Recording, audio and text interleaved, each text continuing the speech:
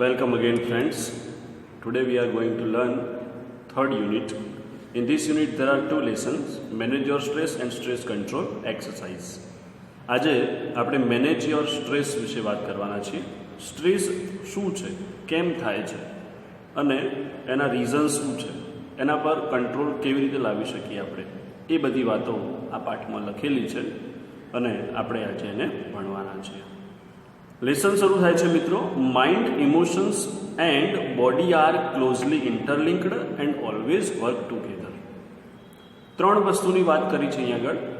Mind, emotion and body એટલે કે મગજ, ભાવનાઓ અને આપણું શરીર એ ક્લોઝલી ઇન્ટરલિંક્ડ મતલબ કનેક્ટેડ, જોડાયેલું છે.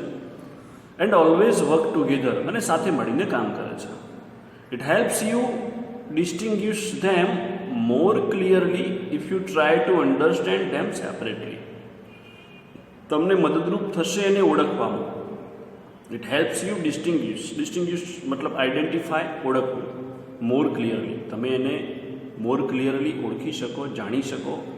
If you try to understand them separately, જો તમે તેને સેપરેટલી અન્ડરસ્ટેન્ડ કરવાનો ટ્રાય કરો છો તો એને વધુ યોગ્ય રીતે આ ત્રણેય વસ્તુને, માઇન્ડ, ઇમોશન અને બોડીને જાણી શકો છો. Your mental capacities are your abilities to concentrate, to take in new information, to remember old and new information and to be in a position to think logically. Your mental capacity are your ability. તમારી mental capacity છે, જે માનસિક ક્ષમતા છે ને, એ તમારી ability છે, એ તમારી ક્ષમતા છે.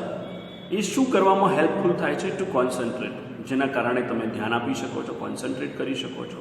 Two take in new information, તમે ન્યૂ ઇન્ફોર્મેશનને ટેક ઇન કરી શકો છો, મતલબ લઈ શકો છો, ગ્રહણ કરી શકો છો. Two remember old and new information, તમે નવી અને જૂની ઇન્ફોર્મેશનને રિમેમ્બર કરી શકો છો, યાદ કરી શકો છો.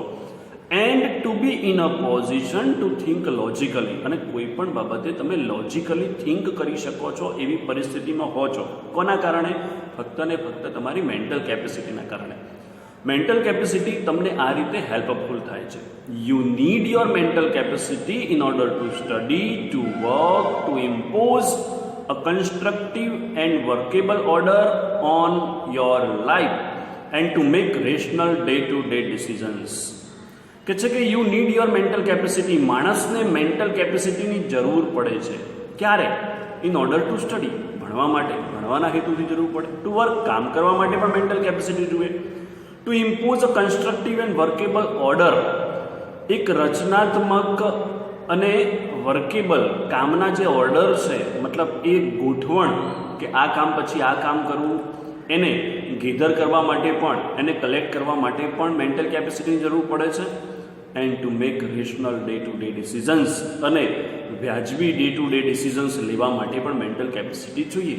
જે વ્યક્તિમાં મેન્ટલ કેપેસિટી સ્ટ્રોંગ નથી એ લોકો રેશનલ ડિસિઝન્સ, રેશનલ એટલે વ્યાજબી ડિસિઝન્સ લઈ શકતા નથી. અહીંયા આગળ એક એક્ઝામ્પલ આપ્યું છે મિત્રો. For example, if you had the choice of walking to work or taking the car, the fact that it was raining hard and you had a cold could lead you to the decision that it was better to take the car. For example, એક ઉદાહરણ લઈએ આપણે કે જો તમારી પાસે choice છે કામ પર જવાને ચાલીને કે કાર લઈને જવાની, પણ હકીકત એવી છે, ધ ફેક્ટ ધેટ, હકીકત એવી છે કે ઇટ વોઝ રેનિંગ હાર્ડ, સખત વરસાદ પડી રહ્યો હતો, અને યુ હેડ અ કોલ્ડ, અને તમને શરદી પણ થઈ હતી. ધેટ લીડ યુ, અને એનાથી તમે ડિસિઝન લેશો કે it was better to take the car, કે કાર લઈને કામ પર જવું. આ મેન્ટલ કેપેસિટીના કારણે શક્ય બન્યું. તમે વિચાર્યું કે ભાઈ આપણને શરદી પણ થઈ છે ને વરસાદ પણ પડી રહ્યો છે, તો ફરીથી વરસાદમાં આપણે પલળીશું તો વધારે બીમાર પડશું, એના કરતાં બેટર છે કે કાર લઈને જવું. તો આ કાર લઈને જવાનું ડિસિઝન છે એ રેશનલ ડિસિઝન છે, અને એ ડિસિઝન મેન્ટલ કેપેસિટીના કારણે આપણે લઈ શકીએ. That would be a rational decision based on the current circumstances. આ એક વ્યાજબી ડિસિઝન છે, બેઝ ઓન, ના પર આધારિત, કરંટ સર્કમસ્ટાન્સીસ એટલે પ્રસંગ, બાબત, ઇન્સિડેન્ટ. અત્યારે જે કરંટ પરિસ્થિતિ છે, સિચ્યુએશન, આ સિચ્યુએશનના આધારે તમે ડિસિઝન લીધું કે ભાઈ વ્યાજબી છે કે આપણે લઈને જઈએ car. The mind is the rational logical part of you. Mind છે ને ભાઈ, એક વ્યાજબી અને એક તાર્કિક પાર્ટ છે આપણો. That helps you to make unemotional choices, અને તે આપણને અનઇમોશનલ ચોઇસીસ કરવા માટે હેલ્પ કરે છે. અનઇમોશનલ એટલે કે આપણે કોઈ પણ જગ્યાએ ઇમોશનલ થયા વગર કોઈ પણ વસ્તુનું ડિસિઝન લઈ શકીએ છીએ. To store and retrieve information, આપણે ઇન્ફોર્મેશનને સ્ટોર કરી શકીએ છીએ, મતલબ કોઈ પણ માહિતીને સંગ્રહ કરી શકીએ છીએ માઇન્ડના કારણે. એન્ડ રિટ્રાઈવ, અને પછી ફરીથી એને યાદ કરી શકીએ છીએ. And two order and calculate, આપણે ગણતરી કરી શકીએ છીએ અને ગોઠવી શકીએ છીએ કોઈ પણ માહિતીને. આ કોના કારણે? માઇન્ડના કારણે થાય છે. અનઇમોશનલ ચોઇસીસ માઇન્ડના કારણે થઈ શકે છે. It is the counter part to the emotions. Counter part વિરોધી છે. માઇન્ડ છે ને એ ઇમોશનથી એકદમ વિરુદ્ધ છે. A good example of interaction between mind and emotion is exam nervous. સારામાં સારું એક્ઝામ્પલ આપણે લઈએ કે માઇન્ડ અને ઇમોશન વચ્ચેનું, તો એ કયું એક્ઝામ્પલ છે કે એક્ઝામ નર્વસ, કે એક્ઝામ વખતે થતો તણાવ. આપણે જે નર્વસનેસ એક્ઝામ વખતે અનુભવીએ છીએ એ. કેવી રીતે? Your mental capacity has helped you retain what ever you have revised. તમારી મેન્ટલ કેપેસિટી તમને હેલ્પ કરે છે. Retain what you have revised, કે તમે જે રિવાઇઝ કર્યું છે એને રિટેન કરી શકો, ફરીથી યાદ કરી શકો. યુ નો યોર સ્ટફ, તાકાત. તમને તમારી સ્ટફ, તમારી તાકાત છે ને એ તમને ખબર છે. But when you enter the exam room and start getting emotional by expecting difficult and imagining failure, all of a sudden the carefully stored information is no longer available. પરંતુ when you enter in the exam room, જ્યારે તમે exam રૂમમાં પ્રવેશો છો and start gating emotional, અને તમે emotional થવાની શરૂઆત થઈ જાય છે. કેવી રીતે? બાય એક્સપેક્ટિંગ ડિફિકલ્ટ, તમે એક્સપેક્ટ કરો છો, મતલબ તમે અપેક્ષા રાખો છો કે ડિફિકલ્ટીઝ હશે. એન્ડ ઇમેજિનિંગ ફેલર, અને તમારી કલ્પનામાં ફક્ત ને ફક્ત નિષ્ફળતા દેખાય છે કે યાર બહુ અઘરું પેપર હશે અને હું ફેલ જઈશ. All of a sudden the carefully stored information is no longer available. All of a sudden મતલબ શું? તરત. ધ કેરફુલી સ્ટોરેડ ઇન્ફોર્મેશન, જે તમે કાળજીપૂર્વક ઇન્ફોર્મેશનને સ્ટોર કરી છે, ઇઝ નો લોંગર અવેલેબલ, અને એ અવેલેબલ રહેતી નથી ત્યાં. મતલબ કે તે તમને પ્રાપ્ય મળતી નથી ત્યાં, હોતી જ નથી તમારી પાસે, એ ભૂલાઈ જાય છે. Your emotion have bared the wet to your inner information store. તમારી જે ઇમોશન્સ છે બેર કરી નાખે છે, મતલબ ઉજ્જડ બનાવી દેવું. The wet to your inner information store, તમારો જે ઇનર ઇન્ફોર્મેશન સ્ટોર છે એને ખાલી કરી નાખે છે, એને ઉજ્જડ બનાવી નાખે છે. Do you find yourself reacting in any of the following ways? અને તમે તમારી જાતને આમાંથી કોઈ એક રીતે રિએક્ટ કરવા લાગો છો. અહીં આગળ કેટલાક પોઈન્ટ્સ આપ્યા છે કે તમે એક્ઝામ વખતે શું રિએક્ટ કરો છો. ફર્સ્ટ છે you find it difficult to concentrate on thing. પહેલી વાત, તમે કોઈ પણ થિંગ ઉપર કોન્સન્ટ્રેટ નથી કરી શકતા. મતલબ કે જ્યારે કોઈ સૂચના પરીક્ષા હોલમાં અપાતી હોય છે એ પણ તમને યાદ નથી રહેતી. તમે તમારી વસ્તુઓ ક્યાં મૂકી છે એ પણ યાદ નથી રહેતું. મતલબ કે કોઈ એક જગ્યા પર તમે કોન્સન્ટ્રેટ કરવામાં ફેલ જાઓ છો. You find it difficult to concentrate on things. Your memory is letting down frequently. તમારી મેમરી વારંવાર ડાઉન થઈ જાય છે. મતલબ કે યાદ તમને કશું આવતું નથી. દરેક પ્રશ્ન તમે વાંચીને ગયા છો, રિવાઇઝ કરીને ગયા છો, અને એ તમને યાદ હતા પરીક્ષા પહેલાં, પરંતુ જ્યારે તમે એક્ઝામ હોલમાં નર્વસનેસ આમ ફીલ કરો છો ત્યારે એ વસ્તુ તમારા માઇન્ડમાં આવતી જ નથી. તમારી મેમરી છે એ ડાઉન થઈ જાય છે. ફ્રેક્યુએન્ટલી મતલબ અવારનવાર. You have lots of different things on your mind but can not grasp a clear thought. You have lots of different things.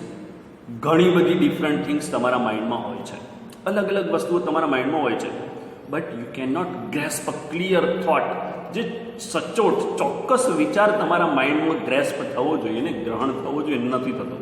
મતલબ કે પ્રશ્ન આપણે વાંચીએ છીએ, આપણને ખબર છે કે જવાબ મને આવડે છે, પણ એની શરૂઆત જ આપણને ખબર ના હોય. પછી પૂછવું પડે કે ભાઈ આનું સ્ટાર્ટ કેવી રીતે થાય છે, અને પછી ખબર પડે કે હા આ રીતે લખાય છે, અને પછી આપણને બધું યાદ આવે. એટલે કે ક્લિયર થોટ એના વિશે નથી આવતો, મિક્સઅપ થઈ જાય છે. બધું જે રિવાઇઝ કર્યું છે એ બધું મિક્સઅપ થઈ જાય છે. You are often undecided this day and this is untypical for you.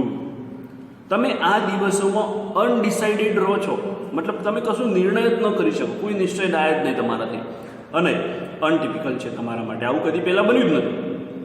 You make longer to do tasks that you were able to complete quickly before. You make longer to do tasks. કાર્ય કરવામાં તમને વાર લાગે છે, લાંબો સમય લાગે છે. That you were able to complete quite quickly before. અને જે કામ તમે પહેલાં ક્વિકલી કરી શકતા હતા એ કામ કરવામાં પણ તમને વાર લાગે છે. મતલબ કે કોઈ પણ 3 કલાકનું પેપર તમે ઘરે લખવા બેસો છો તો 2.5 કલાકમાં કમ્પ્લીટ થઈ જાય છે, પણ અહીંયા આગળ 3 કલાકમાં પણ ટાઈમ ખૂટે છે. મતલબ કે એ તમે સ્ટ્રેસમાં છો. You start lots of thing but don't finish any. બધા જ પ્રશ્નો તમે શરૂ કરો છો પણ એને કમ્પ્લીટ કરવામાં તમને વાર લાગે છે, એક પણ પ્રશ્ન ફિનિશ થતો નથી. If yes then it gives a sign of mental stress present in you.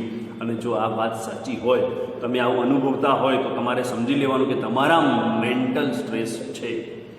The better you deal with stress, the less your mental capacity will be affected.